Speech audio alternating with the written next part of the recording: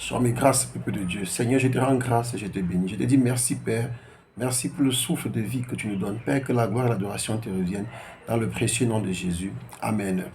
Bien-aimé, aujourd'hui, le Seigneur voulait parler à quelqu'un.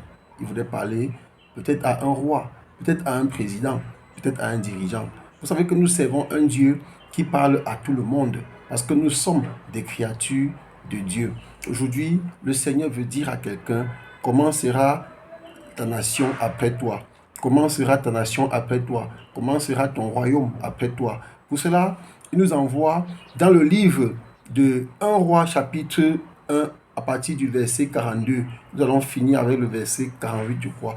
À partir du verset 42, qu'est-ce qui se passe? Ici, le Seigneur nous envoie prendre à partir de l'exemple du roi David, nous montrer comment chaque roi, chaque dirigeant, chaque président, pour ceux qui sont dans les républiques comme nous autres, devrait préparer l'avenir après lui. Il s'agit pour le roi de ne pas que sa nation ne sombre pas une fois qu'il ne serait plus là. Pour qu'on dise, il fallait qu'il soit là. Pour qu'on dise, quand il était là, tout allait bien. Non, bien aimé, il faut que quand tu es là, que tout aille bien. Et qu'après toi, que les choses continuent à aller bien.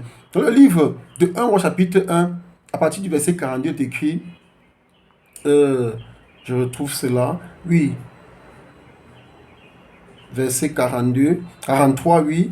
Oui, il est écrit, oui, répondit Jonathan à Adonijah, notre Seigneur, le roi David a fait Salomon roi.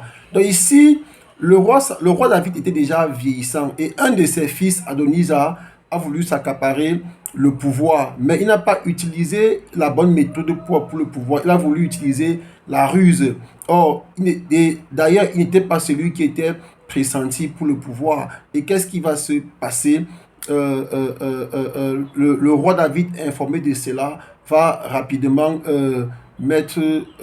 faire connaître celui qui avait été désigné pour la royauté, donc Salomon. Et les envoyés du roi vont dire donc à Adonijah, le fils du roi, qui voulait être roi, qui voulait devenir roi par la ruse, par la force.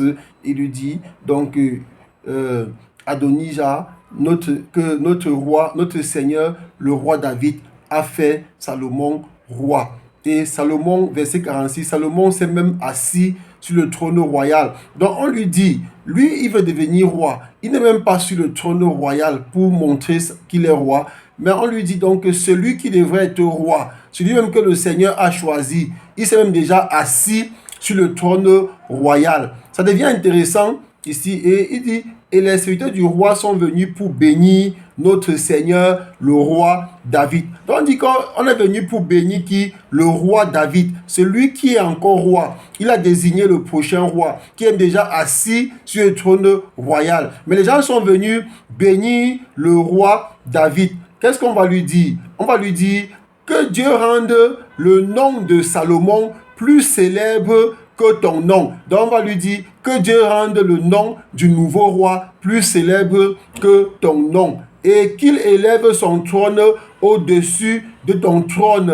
Et le roi s'est prosterné sur son lit. Donc on va lui dire cela. Qu'est-ce qu'il va faire? Il va se prosterner sur son lit. Aujourd'hui, on voit, il y a des rois, il y a des présidents, des dirigeants qui, même étant malades, même étant à la tige de la mort, ils veulent mourir avec la nation. Ils veulent qu'en partant, qu'on ne parle plus de la nation. Ils ne veulent pas imiter l'exemple du roi David. Oh, c'était parmi eux, ont été même des missionnaires. Ce sont des personnes qui ont même étudié la parole de Dieu longtemps avant. Mais malheureusement, ils refusent de mettre cela en pratique.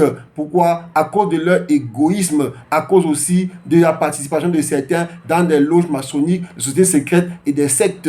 Vous avez bien aimé, il faut toujours être un dirigeant établi par Dieu, afin que Dieu t'affermisse, afin qu'aussi le moment venu, quand il faut partir, que tu sois heureux de désigner celui qui va te remplacer et même de le bénir à l'image de David. Et on va dire, voici encore ce qu'a dit le roi, béni soit l'Éternel, le Dieu d'Israël, qui m'a donné aujourd'hui un successeur sur mon trône et qui m'a permis de le voir. Donc, le roi David, non seulement il a désigné un nouveau roi, en plus, il bénit le Seigneur. En plus encore, il bénit le nouveau successeur. Il est content, il est heureux de savoir qu'il part heureux, qu'il part en sachant que la royauté va continuer. Le pays sera gouverné. Pas comme aujourd'hui, beaucoup ne veulent pas que le pays soit gouverné après eux. Beaucoup, comme je l'ai dit, sont à l'article de la mort. Mais ils veulent qu'après eux, qu'on n'entende plus parler du pays. Après eux, qu'il y ait une effusion de sang. Qu'après eux, qu'il y ait la guerre dans toute nation. C'est pour ça qu'ils ont laissé des guerres tribales, le tribalisme, le népotisme, les injustices, la corruption. Je prie, Pierre-Béné, si tu es dans cette nation, que Dieu donne à ta nation un roi à l'image du roi David. Un roi selon le cœur de Dieu. Je te dis merci, Père, merci, Seigneur, parce que tu parles à quelqu'un aujourd'hui, que la gloire et la relation te reviennent au nom puissant de Jésus. Amen.